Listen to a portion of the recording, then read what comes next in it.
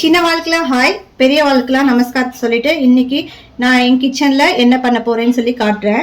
உடம்புக்கு ஆரோக்கியமான முருங்கை இலை பொடி அது எப்படி பண்ணலான்னு பார்க்கலாம்.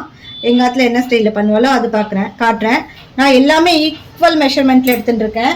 எங்க ஆத்துல ஒரு சின்ன கரண்டி இருக்கு. இதுலனா நான் பருப்பு மூணும் இதால சேம் ஒரே கரண்டி எடுத்துட்டு இருக்கேன். என்னென்னா உளுத்தம்பருப்பு ஒரு கரண்டி, தோரம்பருப்பு ஒரு கரண்டி, கடலைப்பருப்பு ஒரு கரண்டி, இது மூணும் ஈக்குவல் மெஷர்மெண்ட்டு. அதுக்கப்புறம் சின்ன ஸ்பூன் இருக்கு இல்லையா, அதில் டேபிள் ஸ்பூன் சின்னது இருக்குல்ல, அதில் எள்ளு ஒரு டேபிள் ஸ்பூன், மிளகு ஒரு டேபிள் ஸ்பூன், ஜீரகம் ஒரு டேபிள் ஸ்பூன், ஒரு 7-8 வரமிளகா. மிளகு இருக்கிறதுனால காரம் பார்த்து போட்டுக்கோங்க, உங்களுக்கு எவ்வளோ காரம் தேவையோ அது போட்டுக்கோங்க. வறுக்கிறதுக்கு நல்லெண்ணெய், அப்புறம் ஒரு கட்டு நல்லா எலசா எனக்கு முருங்கை இலை கிடச்சிது. அதை நல்லா அலம்பி வெயிலில் உணச்சி வச்சுருந்தேன். ஆனால் இங்கே வெயில் சரியாக இல்லாதனால கொஞ்சம் காயில் சரியாக நான் வெறும் வானிலையில் போட்டு முறுன்னு வறுத்து எடுத்துக்கிறேன். அப்புறம் வாசனைக்கு பெருங்காயம், ஒரு கொஞ்சமாக புளி, உப்பு, இவ்வளோதான் இதுக்கு தேவையான பொருள். இப்போ நம்ம இதெல்லாம் ட்ரை ரோஸ்ட் பண்ணி எடுத்துக்கலாம். வாங்க பார்க்கலாம். இப்போ ஆன் பண்ணி ஒரு வானிலை வச்சுக்கிறேன். ஃபஸ்ட்டு கடலைப்பருப்பு, உளுத்தம்பருப்பு, தோரம்பருப்பு மூணுத்தையும் ட்ரை ரோஸ்ட் பண்ணிக்கலாம்.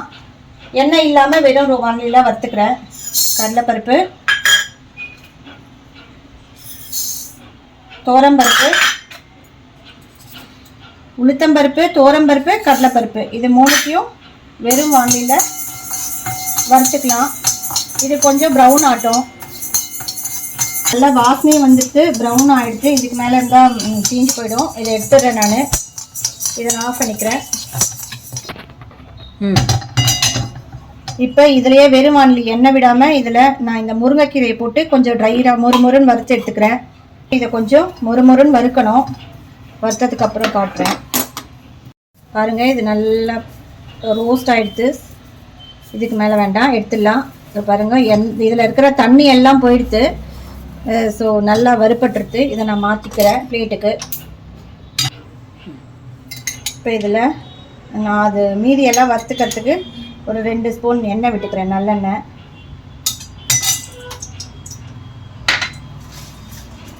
இந்த வரமிளகா போட்டுக்கிறேன். லைட்டாக வச்சோடனே எள்ளு போட்டுக்கிறேன். உப்பு, ஜீரகம், மிளகு, அவ்வளோதான். லைட்டாக ஒரு பொடி வந்தோடனே இதையும் மாற்றிக்கிறேன் நான். பாருங்கள், நல்லா பொரிஞ்சிட்டு மிளகு ஜீரகம் எல்லாமே வறுத்துட்டு அவ்வளோதான். இதை ஆஃப் பண்ணிக்கிறேன்.